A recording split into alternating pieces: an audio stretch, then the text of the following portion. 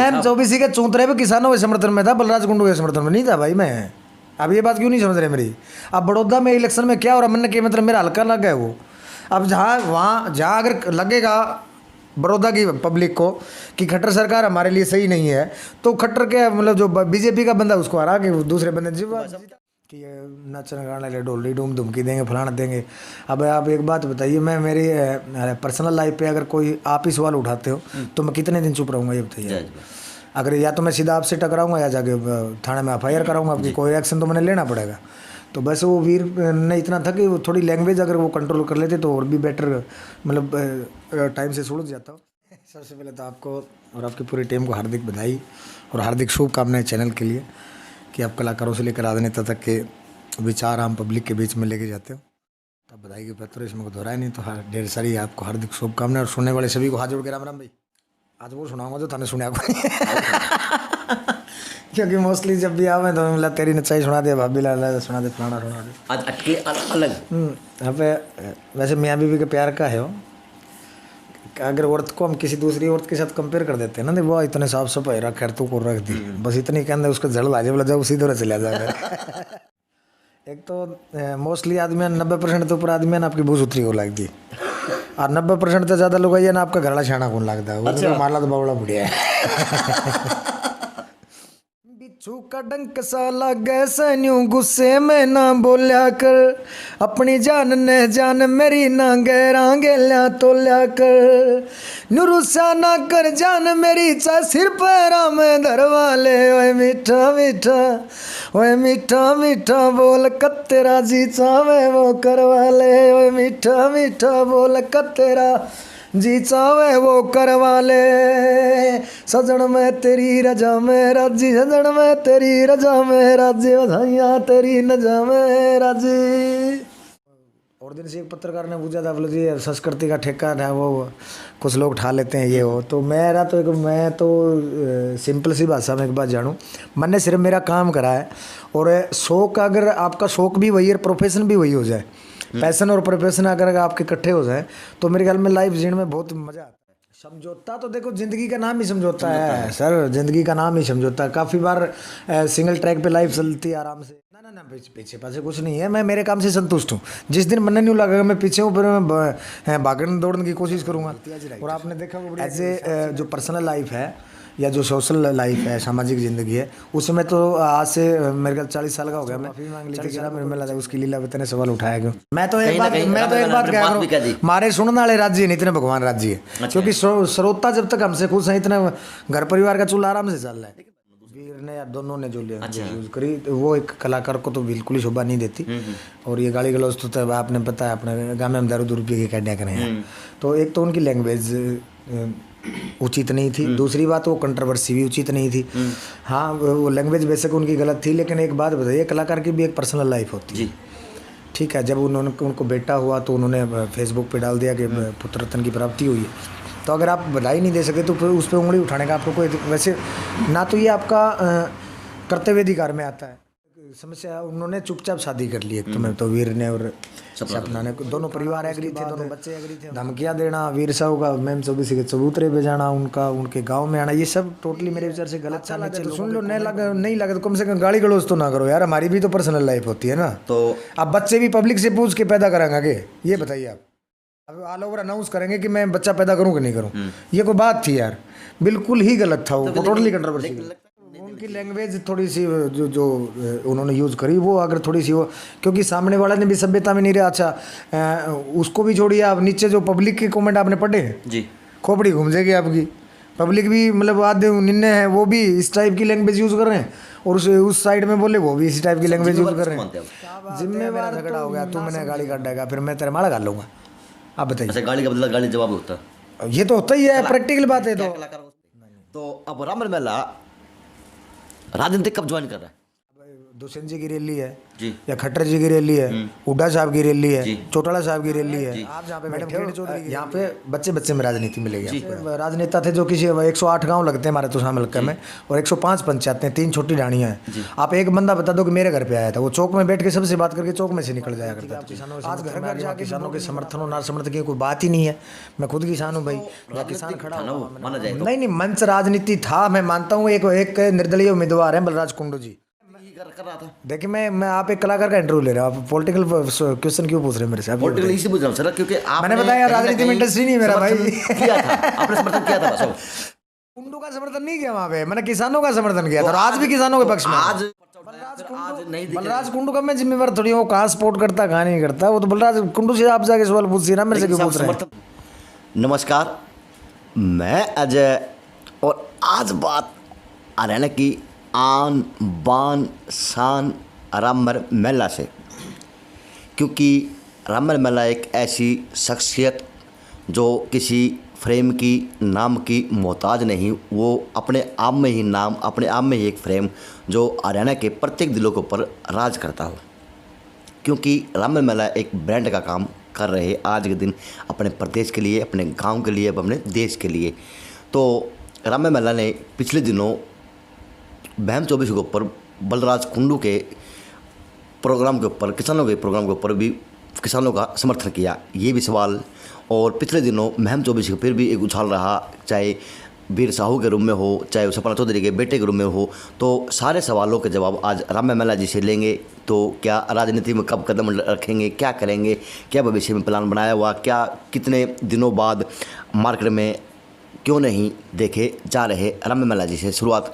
तो राममल महिला जी से ही बात करते हैं, रूबरू होते हैं कि क्या वो राजनीति के जाएंगे, क्या फ्रेम बना रहे अपने लिए। गाना तो सबसे पहले तो आपको और आपकी पूरी टीम को हार्दिक बधाई और हार्दिक शुभकामनाएं चैनल के लिए कि आप कलाकारों से लेकर राजनेता तक के विचार आम पब्लिक के बीच में लेके जाते हो। तो आप बधाई के पत्र, इसमें को दोहराए नहीं, तो ढेर सारी आपको हार्दिक शुभकामनाएं। और सुनने वाले सभी को हाथ जोड़ के राम राम भाई। आज वो सुनाऊंगा जो थाने सुना को क्योंकि मोस्टली जब भी आवे तो मतलब तेरी नचाई सुना दे, भाभी ला सुना दे, फलाना सुना दे। आज अटके अलग यहाँ पे वैसे मियाँ बीवी के प्यार का है वो, अगर औरत को हम किसी दूसरी औरत के साथ कंपेयर कर देते हैं ना, वो इतने साफ सफाई रख खैर तू को रख दी, बस इतनी कहते उसका जड़ लाजे वाला जाओ उसी तरह चला जाए उनकी हाँ मैं आ रहा है इतना बढ़िया रहा है नहीं, तो उसके ऊपर दागे भाभी कहते हैं बात। और सब यार सबका ही नेचर एक जैसा होता है भाई। अच्छा। हाँ, एक तो मोस्टली आदमी 90% तो ऊपर आदमी ना आपकी बूझ उतरी को लगती, और 90% तो ज़्यादा लोग आइए ना आपका घरड़ा छाना कौन लगता है। अच्छा। मारला तो बावड़ा बढ़िया है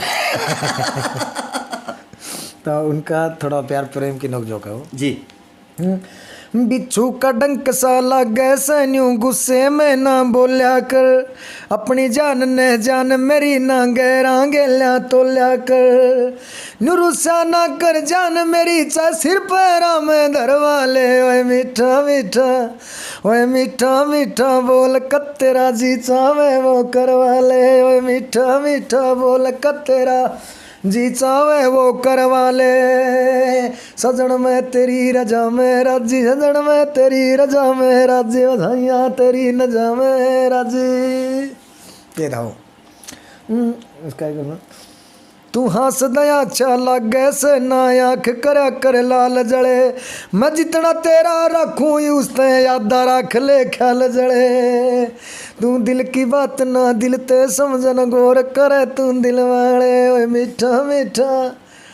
इसके एक लास्ट लाइन बड़ी जबरदस्त लिखी गई थी, वैसा तो वचन तू मर जाने चा फिर दोबारा भरवा ले, ओए मीठा मीठा बोल कत्तेरा जी चावे वो करवा ले, साजन में तेरी रजा में राजी।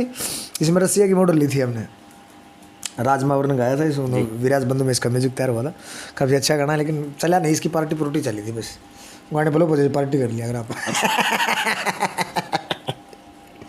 कोई शौक बना अगर आप पार्टी कर लो, नहीं शौक की है और बना लेंगे ना। अच्छा। अब एक बात बताइए, हमने कोई गाना मार्केट में बना के डाल दिया, वो चल गया तो भी और बनाना है, जाए चल गया तो कई दिन रुक के बनाना है जी, अब वो नहीं चला तो फिर जल्दी बनाना पड़ेगा, और तो बनाना ही है मैंने। काफ़ी दिनों से राममल महिला फिर से गायब दिख रहा हरियाणा की फिल्म इंडस्ट्री से? ना ये बातें तो पिछले दिनों भी 2015 में भी चल रही थी, जब 2014 में जो सेक्टर 15 में कोठी ढाणी खेता में आया था, सुपर हिट गाना था। उसके बाद 1-1.5 साल तक का गैप था, बोले रामर खड़ा गया। लेकिन जो मेरे चाहने वाले हैं वो उनका जो रिस्पॉन्स जो था, जो रिजल्ट था, जो लोगों ने आके बताया कि वो उनको एक आस थी कि वो आएगा तो ब्लास्टिंग करेगा, वो आएगा तो धमाका करेगा। और उनके प्यार की वजह से फिर लगातार 2-3 धमाके हुए भी। मुलाकात सॉन्ग था। तो आपको नया बम कब फोड़ने जा रहे हैं रामर में? हाँ, जब ऑडियो तैयार है, जल्दी बस वीडियो शूट करके आपके सामने पेश कर। तो ऑडियो को 2 शब्द गा के बताएंगे मुझे? वो अमित ढुल ने गाया एक तो, अच्छा जी। एक सुरेंद्र रोमियो ने गाया, और अग्नि मैंने आपको सुनाई थी, वो रागनी टच में है जी। और जो अमित भाई ने जो उसकी कंपोज मेरे को माइंड में नहीं आ रही, वैसे बोल के सुना देता हूँ कि दिल साड़ा उल्टी साइड में से उल्टी है सलाह देश। अच्छा, होता ना उल्टी साइड में या दिल साड़ा उल्टी साइड में से उल्टी है सलाह देश है, जित जानदा पिछान उड़े ऊन अपना यो बना ले जी। अपनी भी साड़ी इसी जगह पे आके गरारी अड़ी है, सारी दुनिया तबाही के कगार पर खड़ी है कि मन्ने देख बस तेरी पड़ी है। अच्छा जी। तो ये बहुत ही जल्दी आने वाला लगता है कि जी। रॉन्ग साइड दिल टाइटल से ये बहुत जल्दी आपके बीच में आ जाए। ये गाना रोमांटिक होगा? हाँ, जो देखो सारी दुनिया तबाही के कगार पे खड़ी है, तो आपने पता है एक तो सिर्फ कोरोना काल नहीं है जी जी। दूसरा एक बहुत बड़ा रीजन ये भी बताता हूँ कि पूरी दुनिया बारूद के ढेर पे बैठी भाई जी। हर देश के पास इतना एनिमेशन है कि वो खुद जैसे 3 बड़े देश बर्बाद कर सकता है जी। अब पूरी दुनिया बारूद के ढेर पे नहीं है, तो बताओ जिस दिन पार्टनर की उस दिन मेरा यार रखोड़ी चीज़ बनाई चीज़ की मैथ तो एक दिन पूरी होनी है, इसमें कोई दो रहा नहीं। पूरी दुनिया तबाही के कगार पे खड़ी, that's a not a matter कि सिर्फ कोरोना की वजह से लिखा हमने। एक दिन वैसे ही बैठा सोच रहे थे, तो हर देश के पास लगभग इतना एनिमेशन है कि अपने जैसे 3 बड़े देश वो खत्म कर सकते, तो पूरी दुनिया ही तबाही के ढेर पे बारूद के ढेर पे बैठी है। तो इसलिए लिखा हो कि सारी दुनिया तबाही के कगार पर खड़ी है कि मैंने देखे बस तेरी पड़ी है जी। एक तो राजस्थान का एरिया बड़ा है, एक राजस्थान में मेले बहुत लगे हैं, है नहीं? खाटू श्याम का है, सालासर का है, मेहंदीपुर का है, करणी माता है, जीण माता है, बर्तरीनाथ है, काला बेरू न्यारा है, धोला बेरू न्यारा है।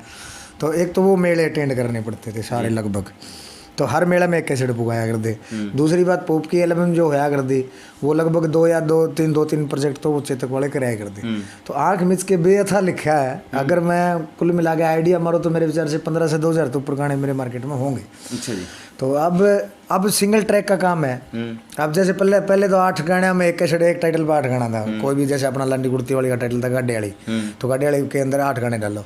अब 8 गाना में एक कलाकार आराम से 3-4 साल निकाल सकता है, क्योंकि 5-6 महीने में एक गाना डाल दो तो मेरे ख्याल में 8 गाना में साल भर निकल जाए, आराम से निकल जाते 2-3 साल उसकी।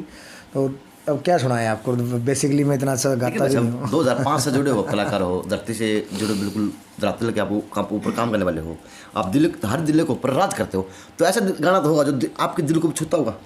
देखो बहुत से हैं जो हमारे जो हमने हमारी खातर बनाया करा नहीं, उनके रिजल्ट एक तो बहुत कम आवे, क्योंकि वो हमारी एक बंदी सोच के होते हैं ना, जैसे या तो सिंगर की पसंद का हो, या मेरी पसंद का हो, या म्यूजिक डायरेक्टर की पसंद का हो। दूसरा जो मार्केट की पसंद का खातर कई बार आँख मिच के कर लें, कोई बात नहीं, अपनी संतुष्टि खातर। जैसे वो तेरी नचाई नाचूं था, वो राज मावर ने गाया और उस कंपोज भी उसी ने करा था। तो मैंने राज को एक बात कही थी कि माँ बेटा ऐसा बना दे कि तू गा के खुश हो जाए, मैं सुन के खुश हो जाऊँ बस। तो वो जब मार्केट में जब गया मार्केट, आज हरियाणा का मेरे ख्याल में एक हिट गाना 3-4 महीने से फालतू बाजदा को नहीं होगा, वो 4-5 साल से कंटिन्यू बज जाए। और हरियाणा की वो मैं कहूँगा कि वो मिट्टी से जुड़ चुका है, फोक हो गया वो। औरतें भी ब्याह शादी में तालियां जाके उसको ढोलक से भी हाँ गाते। और लगभग हरियाणा का ऐसा कोई स्टेज नहीं होगा जहाँ पे वो सॉन्ग नहीं गाया गया। आज़ाद जी खंडाखेड़ी हमारे गुरु के समान है, उन्होंने एक बात कही थी एक दिन कि शब्द खुद बोलते हैं कि मेरे को गा, आपके कहने से कोई नहीं गाता आपका कहना। तो कोशिश यार है कि हर बार कुछ अच्छा दे, नया दे, अपने लायक माहौल हो है। बुढ़े क्या करते, बाढ़ आओ तो बरसात नहीं टाल कर दे, तो अपने लायक जो माहौल हो है तो उसमें मार्केट में आ जाते हैं। थोड़ा भी इतना 15-16 साल के करियर में 2-3 गैप पहले भी लग गए, क्योंकि लांडी कुर्ती के बाद जब लाल कुर्ती आया तो 2-3 साल का गैप था हरियाणा में। तो लेकिन वो कंटिन्यू वो मेले ठेले अटेंड करने और राजस्थान में प्रोजेक्ट जाया कर दे, तो हरियाणा में डीलिंग ही नहीं थी चेतक की। तो बेरा ही बंदा बेकाम लाग रहा है, छोड़ गया। और यूँ गैप टू गैप तो देखो माहौल सदा एक जैसा नहीं रहता, और एक बंदे की सोच से मार्केट चालिया भी कौन कर दी। अब और दिन से एक पत्रकार ने पूछा था, बोले जी संस्कृति का ठेका था वो कुछ लोग ठा लेते हैं ये हो। तो मैं तो सिंपल सी भाषा में एक बात जानूँ, मैंने सिर्फ मेरा काम करा है, और शौक अगर आपका शौक भी वही है, प्रोफेशन भी वही हो जाए, पैशन और प्रोफेशन अगर आपके इकट्ठे हो जाए तो मेरे ख्याल में लाइफ जीने में बहुत मज़ा आता है। फिर समझौता करना पड़ता है। समझौता तो देखो जिंदगी का नाम ही समझौता है सर, जिंदगी का नाम ही समझौता। काफ़ी बार सिंगल ट्रैक पे लाइफ चलती है आराम से, आराम से सूरज हो गया, आराम से छप गया, आराम से खाना खा के आप ड्यूटी पे चले गए, ड्यूटी से शाम को आ गए, बच्चों के साथ हंस बोल के सो गए। लेकिन ये लाइफ सदा एक जैसी नहीं चलती ना। काफ़ी बार कैजुअलिटी ऐसी हो जाए अपना परिवार में, आपकी ज़िंदगी के साथ, तो वहाँ आपकी ज़िंदगी के रास्ते बदल जाए, तो फिर आदमी और तो कुछ कर नहीं सकता, उसका हाथ में एक ही चीज़ है। जहाँ ज़िंदगी आपकी मर्जी के बिना मुड़गी, वहाँ समझौता करो और नया टारगेट लेके जीना स्टार्ट कर दो। लेकिन आज हरियाणा की डिमांड भी यही बन रही कि आदमी को आज अपना ट्रेंड चेंज करना पड़ रहा, पटरिया बदल बदल कर देखना नहीं, ऐसा कुछ नहीं है। मैं बताऊँ आपने, अगर मेरे जितने आप हिट गानों के बेस पे कलाकार जाना जाए जी, क्योंकि गाना अगर लोग सुन ही लेते हैं तो फिर तो वो फ्लॉप ही नहीं होता। तो जितने गाने आपने सुने हैं, लांडी कुर्ती के बाद हर कोई कह रहा यार लांडी कुर्ती जैसा लिखो, फिर बोला लाल लाल कुर्ती जैसा लिखो, फिर बोला चंडीगढ़ शहर में कोठी बनवा दो गाना था उस जैसा लिखो, अब केले जू दर्जा जैसे लिखो। अब एक 2013 में हमने गाना डाला था 12-13 में, पैड सूंघ दी अंडा की यार दोबारा ना मिलने, आज भी बाजता हो गया शादी में और। तो उसके बाद ट्रेंड ही चेंज हो गया कि सैड सॉन्ग भी डीजे बीट पे स्टार्ट हो गया। हालांकि वो सैड नहीं था, वो रोश वाला था, क्योंकि उसमें एक वर्डिंग भी है कि तेरे जैसी मिलेगा नहीं, परिवार दोबारा नहीं मिलने, तो वो अलग था। अब तेरी नचाई नाचो अलग था, थारी भाभी लाड़ दड़ा अलग था। राइटर का जो दिमाग है ना, वो ऑल ओवर सबके बारे में, समाज में कि मैं अच्छा हो रहा है तो उसका भी विश्लेषण करना। आप उस टाइम के काम को और इस टाइम के काम को कितना अंतर मानते हैं? देखिए, परिवर्तन समय की मांग है, और जो समय के साथ नहीं बदलता वो पीछे रह जाए। जैसे आपको लगता नहीं कि आप समय के साथ पीछे ना पीछे पासे कुछ नहीं है। मैं मेरे काम से संतुष्ट हूँ। जिस दिन मन नहीं लगा मैं पीछे हूँ, फिर मैं भागने दौड़ने की कोशिश करूँगा। और आपने देखा होगा बढ़िया कि शांत सी लाइफ जियो आराम से। जब अपने लायक माहौल होगा, या फिर एक अच्छे प्रोड्यूसर के साथ जब भी काम करने का, या अच्छे सिंगर के साथ मौका मिला है तो माहौल चाहिए। माहौल है, मेरे को रामेर मेला का माहौल चाहिए बस, मैंने और क्या करना। लेकिन रामेर मेला की सोच क्या? रामेर मेला की सोच हर रोज़ बदलती है as a writer, as a जो पर्सनल लाइफ है या जो सोशल लाइफ है, सामाजिक ज़िंदगी है, उसमें तो आज से मेरे ख्याल 40 साल का हो गया मैं, 40 साल में कोई भी चेंजमेंट नहीं है। जैसे पहले भी जब कलाकार नहीं था तब भी गांव के मुंह लगता था, परिवार के मुंह लगता था, आज भी वही हाल है। तो जो सोशल लाइफ है, पर्सनल लाइफ है, उसमें तो कुछ चेंजमेंट होता नहीं है। वो तो हमारा एक हाई स्कूल में एक स्लोगन लिखा हुआ था स्कूल पर कि दीवार पर कि असंतुष्टि प्रगति का आधार है और संतुष्टि आत्मिक शांति का आधार है। तो जितनी मेरी पर्सनल लाइफ है उससे मैं संतुष्ट हूँ, ताकि आत्मिक संतुष्टि बने रहे। काम के प्रति हमेशा ही असंतुष्ट में रहा हूँ और आगे भी असंतुष्ट रहेंगे। थोड़ा अगर जिस दिन संतुष्ट हो गए उस दिन तो एक जगह रुक जाओगे ना।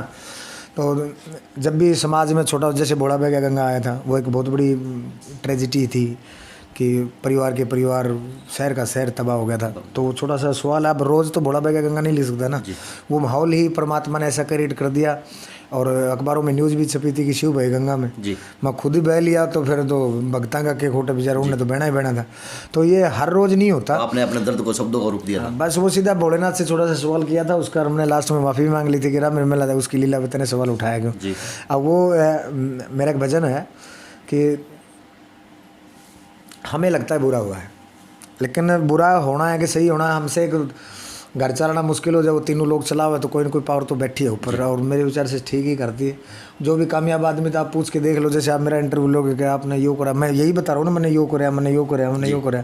और जब आदमी फ्लॉप हो जाता है या फिर कोई बुरी कैजुअलिटी उसके साथ होगी तो फिर वो नहीं होगा परमात्मा कर दिया और अच्छा कर दिया, वो मैं कर दिया कि अच्छे दिन में मैं ना टूटा, बुरे वक्त में दोस्त धरा, हरी करे सो खरी करे, सबसे अच्छा तो उसी ने करना होता है। बस अब आज के दिन एक ट्रेंडिंग चली हुई, कोई गाना लॉन्च होता तो पहले कलाकारों का आपस में रंजिश बनती है, सोशल मीडिया पे एक हवा बनता है, मार धाड़ का, लड़ाई झगड़े का। सर वो कहाँ है? नहीं सर, मेरा जितना नेटवर्क है और मेरे जितने दोस्त कलाकार हैं, हम में तो इस टाइप की कोई बात हुई नहीं है। जब भी जैसे बिंदर का गाना आया था, सौदा है कुछ नहीं, बिंदर ने लिखा था, राजू भाई ने, कल परसों ही आया था, तो स्पेशली मैंने पोस्ट भी डाली थी उसकी। तो जितने हमारे नेटवर्क के जितने भी कलाकार हैं, और वो सारे के सारे सपोर्ट भी करते हैं। बाइट भी आप लोगों ने देखी होगी, गाना किसी और का आ रहा है, मैं बाइट बना के भेज रहा हूँ कि भाई को सपोर्ट करें। तो हमारी कंप्लीट टीम ना तो इस प्रकार की आज तक मेरे विचार से कंट्रोवर्सी करी है, और अगर हल्की फुल्की मतलब इंडोर हो भी जाती है तो उसको दो भाई बैठ के हम सुलझा भी लें भाईचारा के हिसाब से। आपने मेरा गाँव में रहूँ, सोशल बंदा हूँ, तो पंचायत के हिसाब से सुलझा लेते हैं। फिल्म इंडस्ट्री कंट्रोवर्सी बिना चल रही को नहीं, यदि ये तो अपनी अपनी मान्यता है भाई। हमने एक बात बता, 2015 से लेकर 5 से लेकर 2020, 15, 16 साल हो गए, आज तक यूँ बताओ कि रामर मेला पे कहाँ कंट्रोवर्सी हुई? पता रामर मेला चल कि नहीं चला? कलाकारों की बात की तो मैं भी तो कलाकार ही हूँ जी, मैं भी तो कलाकार ही हूँ। आप एक गाना बताओ ना। हालांकि जैसे भोला बेगा गंगा जो गाना था, वो अपनी जो धार्मिक मान्यता के खिलाफ था वो, और लोग क्योंकि शिव की जटा से गंगा बहती है। जी। अब गंगा, और जब गंगा अवतरण लिखा था हमने चेतक कंपनी पे कि भागीरथ से लेकर के सॉरी राजा सगड़ से लेकर के अंशुमन से लेकर राजा भगीरथ की तपस्या तक, एक राजू भाई ने गाया था वो गंगा अवतरण कि शिव अपना विष्णु भगवान के चरणों में वास होता था उनका। बैकुंठ से गंगा मैया आई थी, और गंगा मैया ने एक बात कही कि जब मैं मतलब बैकुंठ से पृथ्वी पे जाऊंगी तो मेरा वेग की वजह से पृथ्वी हिल जाएगी जी। तो मेरे को कंट्रोल कौन करेगा। तो वो टेंडर फिर महादेव ने लिया था, उनके नीचे जटाएं खोल के बैठ गए और उन्होंने उतनी ही प्रवाह किया उसका जितना पृथ्वी सहन कर सकती थी। तो ये सब पता होते हुए भी हमने लिख दिया था कि भोला बह गया गंगा में, जबकि ऐसा नहीं हो सकता। और उसका जैसे कुछ लोगों ने सवाल उठाया उसके ऊपर, कुछ सीनियर कलाकारों को भी आपत्ति थी, तो जो अगली साल जब सामने की कैसेट आई तो मैंने उसका जवाब भी लिख दिया था कि तू भी राजी तेरे बंदे भी राजी, कौन सा काम वो खास करूँ, किसका करूँ विरोध हो बोले, किस पर मैं विश्वास करूँ। हरिद्वार गए, केदार गए, भोले को शीश झुकाया, मैं बोला भोला बह गया गंगा में, तो उसी को पत्थर बताया। उस मूर्त को पत्थर कहूँ या उसमें शिव का वास कहूँ। जब हम एक धार्मिक स्थल पे जाके उसकी धोक पूजा करते हैं किसी भी देव की, तो हम उसको साक्षात मानते हैं। और जो उसकी प्रतिमा बही थी तो मैंने भी उसको साक्षात मान के ये बात लिखी थी, और जब उसका जवाब दिया तो सबने एक्सेप्ट भी कर ली थी। नहीं, माफ़ी नहीं मांगी थी, लिखा था सही था सर, वो माफ़ी नहीं थी। वो देखो मैं दूँ आपने, अब कुछ लोगों का संदेह था कि ऐसा नहीं करना चाहिए था, शायद अज्ञानता की वजह से रामर ने लिख दिया हो, तो वो छोटा सा ये हल्के फुल्के बातें ये हल्के फुल्के जवाब भगवान का माफी मांगी ना, भगवान से तो मैंने उसी गाने मांग ली थी। राम मेला उसकी लीला पे इतने सवाल उठाया कि वो लास्ट लाइन यही तो थी। जी। परमात्मा से तो उसी मांग ली। तो और अगली साल जो लिखा था मैंने, एक तो मैंने मैटर करना था कि लोगों की डिमांड होगी हरिद्वार के अंदर कि राम मेला का मैटर आएगा, तो करना तो था ही मैंने, तो उसी का पार्ट 2 कर लिया हमने। वो पार्ट 2 में उसका जवाब, आप उसको जवाब मान लो या मेरी सफाई मान लो, आप कुछ भी मान सकते हो। अच्छा, मैंने भगवान को भी खुश कर दिया, पब्लिक को भी खुश कर दिया, और अब मैं तो एक बात कह रहा हूँ, हमारे सुनने वाले राज्य नहीं, इतने भगवान राज्य है। क्योंकि श्रोता जब तक हमसे खुश है, इतना घर परिवार का चूल्हा आराम से चल रहा है। लेकिन बस आज के दिन तो मैम 24 को ऊपर धमकी दी जा है, लापसी में कलाकार नहीं। देखो मैं बेटा किसको है बधाई कोई दे है, किस मामला किसका। देखो मैं एक तो वो टोटली कंट्रोवर्सी थी ना, मैं उसको किसी भी एंगल से हम सही नहीं कह सकते उसको। एक तो जो लैंग्वेज यूज करी गई वीर साहब ने, उन्होंने वीर ने या दोनों ने जो यूज करी, तो वो एक कलाकार को तो बिल्कुल ही शोभा नहीं देती। और ये गाली गलौज तो आपने पता है, अपने गाँव में हम दारू रुपये की कैडिया करें हैं, तो एक तो उनकी लैंग्वेज उचित नहीं थी, दूसरी बात वो कंट्रोवर्सी भी उचित नहीं थी।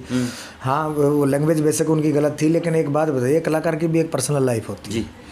ठीक है, जब उनको बेटा हुआ तो उन्होंने फेसबुक पे डाल दिया कि पुत्र रत्न की प्राप्ति हुई है, तो अगर आप बधाई नहीं दे सके तो फिर उस पर उंगली उठाने का आपको कोई, वैसे ना तो ये आपका कर्तव्य अधिकार में आता है जी, ना आपके अधिकार क्षेत्र में आता है, ना आपके कर्तव्य क्षेत्र में आता है कि आपकी पर्सनल लाइफ के बारे में आप मेरे से सोशल लाइफ के बारे में पूछ रहे हो जी, कि मैंने क्या करा, क्या नहीं करा, धिकड़ करा। अब मेरा बच्चा क्यों हुआ तो मेरी टेंशन है ना, वो आपकी थोड़ी है।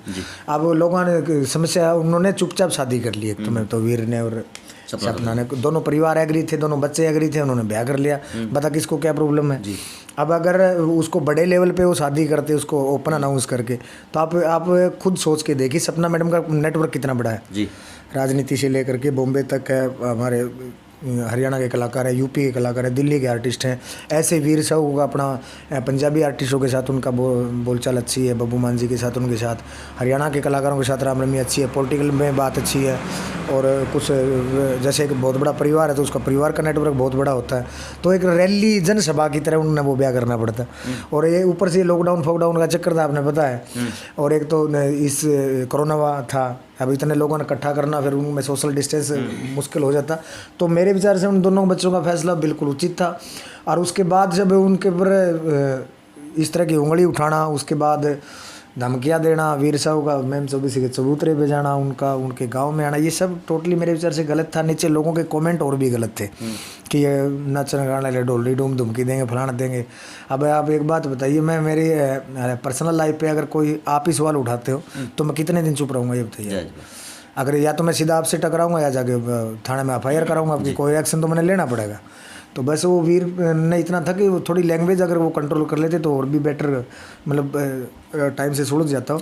हमारी जो लाइफ है वो सोशल तो लाइफ है हमारी, हम मानते हैं कि कोई भी गाना हम बनाते हो परिवार के लिए थोड़ी बनाओ ना, हमारी खातिर बनाते।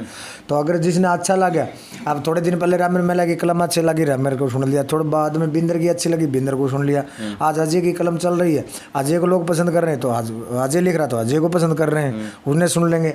हम बढ़ाते तो ऑल ओवर है ना। आप एक बात होती है, किसी भी ब्याह में शादी में कोई भी फंक्शन होता है, पहले यार टोटली पंजाबी गाने बजा दे, आज कम से कम अपनी बोली तो बज रही है ना। तो एक तो हमारा प्रोफेशन यही है, एक हमारा पैशन ही, शौक भी यही है तो और काम भी यही है। अच्छा लगे तो सुन लो, नहीं लगे तो कम से कम गाली गलौज तो ना करो यार, हमारी भी तो पर्सनल लाइफ होती है ना। तो अब बच्चे भी पब्लिक से पूछ के पैदा करेंगे आगे, ये बताइए आप। अब ऑल ओवर अनाउंस करेंगे कि मैं बच्चा पैदा करूँ कि नहीं करूँ, ये कोई बात थी यार, बिल्कुल ही गलत था वो, टोटली कंट्रोवर्सी। लेकिन लगता नहीं कि वीर साहू को भी शांति से जवाब दे देना चाहिए ना। वो तो मैंने बताया ना, उनकी लैंग्वेज थोड़ी सी जो उन्होंने यूज़ करी, वो अगर थोड़ी सी वो, क्योंकि सामने वाला ने भी सभ्यता में नहीं रहा। अच्छा उसको भी छोड़िए, आप नीचे जो पब्लिक के कमेंट आपने पढ़े जी, खोपड़ी घूम जाएगी आपकी। पब्लिक भी मतलब आधे निन्ने हैं, वो भी इस टाइप की लैंग्वेज यूज़ कर रहे हैं, और उस साइड में बोले वो भी इसी टाइप की लैंग्वेज यूज़ कर रहे हैं। जिम्मेवार तो ना समझी को मानता हूँ, ना समझी बेबुद्धि। वीर साहू की या उस दूसरे भाई की? स्टार्टिंग तो वहाँ से हुई थी ना, दूसरे भाई से हुई थी। अच्छा, और बाद में वीर साहू ने बाद में वही है, फिर अब तेरा मेरा झगड़ा हो गया, तू मैंने गाली काट देगा, फिर मैं तेरा माड़ा काट लूंगा। आप बताइए। अच्छा, गाली का बदला गाली जवाब होता है, ये तो होता ही है, प्रैक्टिकल बात है। तो कलाकार को बद देता है कला, मैं तो ये बात बोल चुका हूँ, ये जो लैंग्वेज थी मैं उसको उचित नहीं मानता जो यूज़ करी गई है एक दूसरे की। कंट्रोवर्सी थोड़ी सभ्यता के साथ भी हो सकती थी। पिछले दिनों कास्टिज्म के ऊपर कंट्रोवर्सी खड़ी कर दी बिना वजह से, मैंने तो उनको भी सपोर्ट नहीं किया और प्योर गलत माना उनको। और जब हालांकि मैं जा नहीं पाया, फोन पे जैसे भी बात हुई कि मैं आप लोगों ने एक दूसरे से माफ़ी मांग लेनी चाहिए, बेटर तो यही रहेगा। और कॉम्प्रोमाइज़ वो कैथल के अंदर फिर उनका हुआ भी, दोनों पार्टियों को बिठा के। कहीं किसी पूजा हुड्डा का भी और कुंडू खान साहब का भी नहीं, वो तो थोड़ा सा मैं बताऊँगी मिसअंडरस्टैंडिंग हो जाती है, पहले भी होते थे। मैं बताऊँ कलाकार के साथ जैसे काफ़ी बार स्टेजों पे भी झगड़े हुए हैं, स्टेजों पे मतलब पब्लिक का आउट कंट्रोल होगी तो कलाकारों को निकालना बड़ा मुश्किल हो गया था, और कलाकारों की भी एक दूसरे से खींचा कर दी। अब तो इतनी खींचातानी वाला कंपटीशन भी नहीं है जो पहले घड़ा बेंचों पे कंपटीशन होया करता। तो एक तो लैंग्वेज उनकी आप जानते हो, और फिर रागनियाँ उनकी आप जानते हो। हरियाणा की सारी रागनी फिल्मी तर्जा पर चढ़ा दी एक दूसरे नारायण की खातर। अब ओरिजिनल दादा लक्ष्मी ने क्या लिखा था वो मारदौर पूछा है को नहीं, मारदौर पूछा वो फिल्मी तर्जा पे। एक रागनी 10 रणबीर जी ने अलग तर्ज बगा रखी है, और सुनील जी ने अलग तर्ज बगा दी, राजेंद्र जी ने अलग तर्ज बगा दी, वही रागनी पल्ले जी ने अलग तर्ज बगा दी। अब ओरिजिनलिटी मार तक पूछिए। अच्छा, उनकी जो खींचा था, आप कोई भी कैसेट पुरानी उठा के देखिए, कंपटीशन की मेरे द्वारा कट्टा भरा पड़ा है ऑडियो का नशेडी का। अब उनमें आप उठा चला के देखिए, उनकी यूँ खींचा नहीं होती थी। तो ये तो पहले भी होता था, लेकिन अब सोशल मीडिया की वजह से थोड़ा सा ऑल ओवर पब्लिक के सामने थोड़ा जल्दी पूछ जाए उसने, फिर लोग भी नीचे था कॉमेंट मार के मौका देख के लोगों ने स्वाद लेने थे, मतलब है भाई। अच्छा, सीधी सी बात है, लोग स्वाद उड़ा रहे हैं भाई, वो तो है ही इसमें के सब कलाकार भी स्वाद दे रहे हैं ना, फिर कहीं ना कहीं नहीं है मामी तो हाँ ही मनोरंजन करेंगे भाई। मैं तो एक बात क्या करूँ, मैं तो एक मनोरंजन तरीका तो होता है सर, मैं तो एक बात कहता हूँ, मेरे ऊपर हंस रहे हो या मेरी वजह से हंस रहे हो, हंस तो रहे हो, इसका तरीका भी तो होता है। तरीका तो वो सामने वाले को सोचना चाहिए ना। अब एक गाने के पीछे चिट्ठी थोड़ी लिख के भेजेंगे कि इस गाने कोई सिंगल, आप तेरी न चाहिए ना तो क्या सोच के लिखा था मैंने, बताइए आप। सर वो तो आप बताए ना, आपके दिमाग नहीं, आप बताइए ना, आप भी नहीं तो गाना सुना है, वो पब्लिक ने सबने सुना है कि वो, अब वो अगर दिल को छू रहा था गाना, अगर मियाँ बीबी का प्यार है जी, तो औरत भी कह सकती तेरी ने चाहिए ना तो जायज बात है। मैंने के बेरा किस जाना मैं तेरी पेड़ा, चलो तू जड़ रखा उड़ रह लूंगी मैं।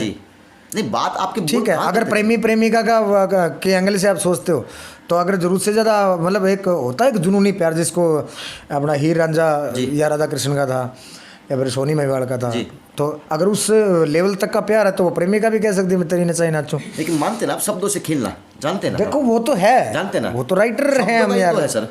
अब एक बात बताऊँ क्या आपने, एक लड़की सुंदर है उसके ऊपर गाना लिखना, श्रृंगार रस बोलते हैं उसको, ठीक है। कोई बहू है, अब मोस्टली आपने मेरी माता जी का भी इंटरव्यू लिया, मेरे लगभग गाने मेरे घर पे बजते हैं जी, तो कम से कम मैं ऐसा तो बनाऊँ नहीं कि कम मेरे घर बाज ले।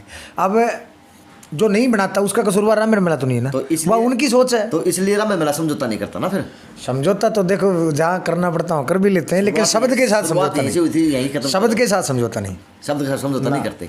तो अब रामेर मेला राजनीति कब ज्वाइन कर रहा है?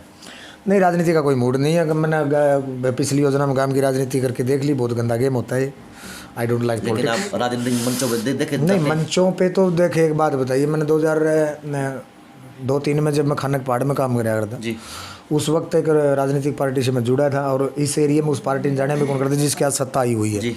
उसके बाद 2011-12 में जब से मैं स्टेज पे आया जी। तो स्टेज पे आने के बाद हम ऑल ओवर ओपन है। जी। अब दुष्यंत जी की रैली है जी। या खट्टर जी की रैली है, हुड्डा साहब की रैली है, चौटाला साहब की रैली है, जी।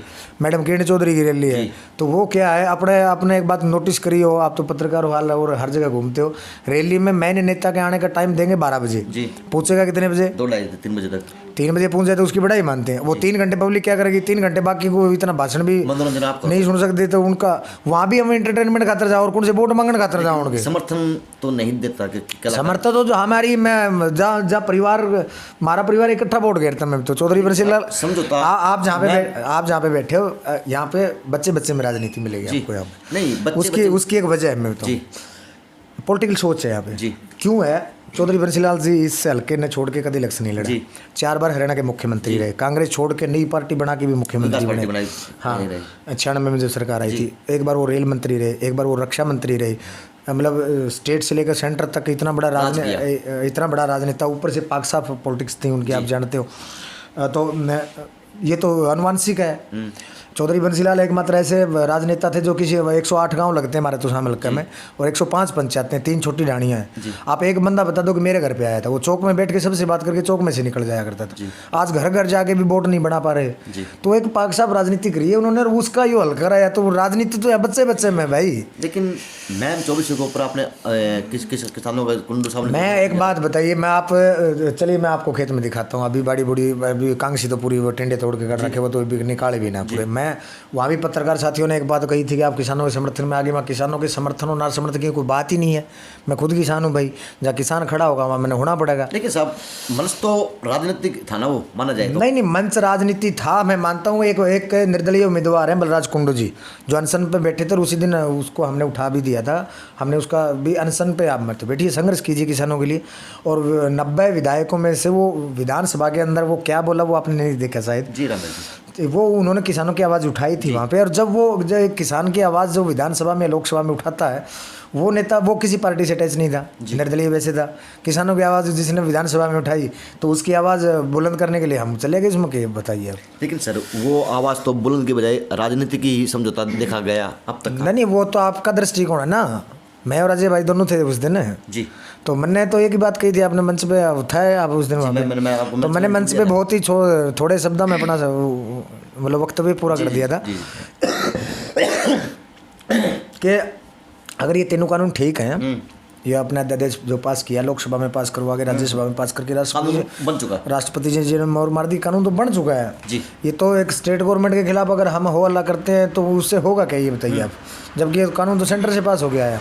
तो मैंने एक बात कही थी, अगर ये सही है तो सेंटर का एक बंदा आगे किसानों को संतुष्ट कर दो, हम हमारे घर चले जाओगे, क्या जरूरी है भाई, मुँह लगाने की क्या जरूरत है जी। अब पीछे अखबार में भी इसके ऊपर अध्यादेशों पे एक बहुत बड़ा लेख आया हुआ था, बुद्धिजीवियों से भी डिस्कस होती है। अब सही है कि गलत है कालांतर में पता लगे जी। इसमें को दोहराए, किसान यूनियन के बड़े पदाधिकारियों से भी राम रमी रहती है, तो जहाँ जहाँ किसान यूनियन को जरूरत पड़ती है हम जाते हैं, इसमें को दोहराए नहीं। मैंने बताया मैं खुद किसान हूँ, फौजी का लड़का हूँ, 27 साल पापा की आर्मी में सर्विस रही है। कुंडू क्या कर रहा, बलराज कुंडू क्या कुंडू से देखो उस दिन जो वो बोला वो अच्छा बोला था, किसान यूनियन के अधिकारी भी वहाँ गए हुए थे, तो हमने भी सेंटर से सीधे सवाल करे थे ना कि स्टेट से, स्टेट के तो बस की बात नहीं है भाई ये। लेकिन बड़े भाई लगता है ना कि कुंडू वहाँ भी अपने कर रहा था। देखिए मैं आप एक कलाकार का इंटरव्यू ले रहा हूँ, आप पॉलिटिकल क्वेश्चन क्यों पूछ रहे हैं मेरे से? पॉलिटिकल इसी पूछ रहा हूँ सर, क्योंकि मैंने बताया राजनीति में इंटरेस्ट ही नहीं मेरा भाई। आपने समर्थन किया था? मैंने कुंडू का समर्थन नहीं किया वहाँ पे, मैंने किसानों का समर्थन किया था, और आज भी किसानों के पक्ष में। आज फिर आज क्या कहेगा कुंडू? आज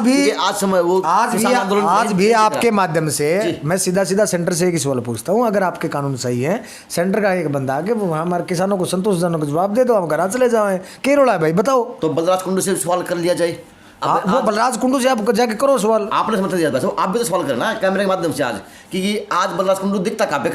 नहीं बलराज जी देखो मैं बताऊँ, एक तो वो राजनीति वैसे को निर्दलीय है, किसी पार्टी से अटैच नहीं है, हम उसी बड़ौदा में किरकिरी हुई बलराज कुंडू की, पहले तो अपना समर्थन दिया डॉक्टर के साहब कपूर, वो उनका पर्सनल मैटर है भाई। बलराज कुंडू का मैं जिम्मेवार थोड़ी हूँ, कहाँ सपोर्ट करता कहाँ नहीं करता, वो तो बलराज कुंडू से आप जाके सवाल पूछिए ना, मेरे से क्यों पूछ रहे हैं? समर्थन तो आप भी करेंगे, मैम 24 के ऊपर मैम 24 के चौंतरे पे किसानों के समर्थन में था, बलराज कुंडू के समर्थन में नहीं था भाई मैं। अब ये बात क्यों नहीं समझ रहे मेरी? अब बड़ौदा में इलेक्शन में क्या हो रहा, मैंने कि मतलब मेरा हल्का लग गया वो। अब जहाँ अगर लगेगा बड़ौदा की पब्लिक को कि खट्टर सरकार हमारे लिए सही नहीं है, तो खट्टर के मतलब जो बीजेपी का बंदा उसको हरा के दूसरे बंदे जिता देंगे। अगर उनको लगेगा कि हमारी सेंटर और स्टेट हमारे लिए ठीक है, तो वो फिर बीजेपी का जिता देंगे। उसमें क्या भाई साहब, क्या आप मानते हैं बलराज कुंडू वहाँ पे जो किया, सिस्टम जमाया, वो अपनी राजनीति चमकाने के लिए किया आप था? एक बात बताइए, मैं एक गाना क्यों लिखता हूँ? मेरी खातिर लिखूँ मैं? आपका फैशन भी तो है, आपका बिजनेस भी तो है। मैं एक गाना क्यों लिखता हूँ? फैशन बिजनेस तो हो गया, बतेरा हो गया जी। परमात्मा की दया से लोगों का प्यार प्रेम से इतना है कि कुल मिला के मैं मेरे लाइव प्रोग्राम चलते हैं उनमें काम चल जाए मेरा। गाने क्यों बनाते हैं, उसके ऊपर प्रमोशन क्यों लाते हैं, जगह जगह जाके उसको आजकल तो आपने पता है प्रमोशन का टाइम है, प्रमोशनली भी थोड़ा करना पड़ता है। हम क्यों चाहते हो गाना चले, ताकि हमारा जो कलाकारी है वो और चमके थोड़ी सी। अब राजनेता क्या करेगा, वो जहाँ भी पलाथी मारेगा तो वो इसी बेस पर मारेगा, भाई मेरी राजनीति चमक जा, तो वो कलाकारी थोड़ी चमका होगा आपकी। कह सकते हैं कि कहीं ना कहीं बलराज कुंडू ने मैम 24 के ऊपर जो ड्रामा किया किसानों के लिए, वो राजनीति की ना। देखो मैं तो राजनीति का कहीं ना कहीं सुनो, मैं बताऊँ, मैंने एक बात कही है आपको कि हम मैम 24 के चौंतरे पे एक बात और बताई थी, आपको याद हो कि वो मैम 24 का ऐतिहासिक चबूतरा है। वहाँ पे जब भी आप इतिहास उठा के देख लेना, जब भी सर्वसम्मति से पंचायत ने जो फैसला लिया है, उसको देश की सरकार ने और हमारे समाज ने सर्वसम्मति से उसको कबूल करा है। बलराज कुंडू ने वहाँ पे भी अपनी राजनीति की सर। एक राजनीतिक बंदा राजनीतिक स्टेटमेंट नहीं देगा तो कलाकारी गाने का होगा वो? आप बताइए, गाने का होगा वो? एक राजनीति के बंदे तो राजनीति है, वो राजनीति करने के लिए तो राजनीति में आया ना। आपकी बार इलेक्शन लड़ा कुंडू साहब ने, उससे पहले समाज सेवा कर रहा था वो जी। आप मैम में जाके देखना, उसके बेल्ट में मतलब 150-200 बसें लगाई हुई हैं, स्पेशल लेडीज़ कंडक्टर रखा हुआ है, लड़कियों को फ्री छोड़ के जाते हैं कॉलेज में, फ्री से घर में छोड़ के आते हैं। किसी बच्चे की अगर शिकायत पूछती है कुंडू साहब के पास कि उस गली से निकलना हमारा मुश्किल है, तो वह तुरंत प्रभाव से वो पहुँचा करते थे। अब पिछले काफ़ी सालों से, जब से वो देख, बंदा दो तरह से होता है। एक तो सबसे पहले हमको कमाना पड़ता है अपने परिवार के लिए और बच्चों के लिए, थोड़ा सा मतलब जोड़ तोड़ सारे करते हैं। जब कुंडू साहब ने एक लेवल मेंटेन कर लिया पैसे कमाने का, उसके बाद बताओ सोशल उसने वर्क किया कि नहीं? रामल मेला जी, पिछले दिनों नेशनल नंबर 9 हाईवे को जाम किया गया बैणी गांव के पास, तो वहाँ पर कुंडू साहब गए और वहाँ पर कोई बामले का पहलवान था, सुंदर पहलवान, वो बोल रहा था स्पीच के दौरान, तो कहीं ना कहीं कुंडू साहब को रोका गया और वहाँ पे कुंडू को कहा गया गो बैक। देखो तो मैं बताऊँ, ये राजनीति कुंडू का जो महम 24 के ऊपर आप एक बात बताइए, सेंटर में सरकार क्यों आई बीजेपी की? सर बीजेपी की सेंटर सरकार इसलिए लोगों ने वोट दिए ना, मोदी को वोट दिए, मोदी को दिए, तो सरकार जिसने मोदी का वोट दिया उसको ये नहीं पता था कि बीजेपी की सरकार बनेगी? पता था सर, पता था ना, बन गया ना जी।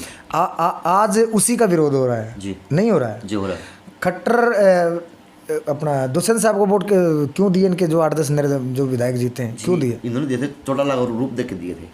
ठीक है, आप अगर इसने बीजेपी में मिलना था तो फिर लोगों ने बीजेपी के खिलाफ वोट दिए क्यों? सीधे बीजेपी ने दे दें यार, इसने सरकार ही उनकी बनवानी थी तो जी। मानते हो ना? आज उनका जो थोड़ा या ज्यादा जो विरोध हो रहा है उसका रीजन क्या है? लेकिन सर ये राजनीति सर, एक बार लहर चलती है, एक बार विरोध होता है, एक बार लहर चलती है, एक बार विरोध होता है। चौधरी बंसीलाल 4 बार लगातार मुख्यमंत्री नहीं रहे, वो भी बीच में हटे हैं, चौधरी बंसीलाल भी बीच में हटे हैं।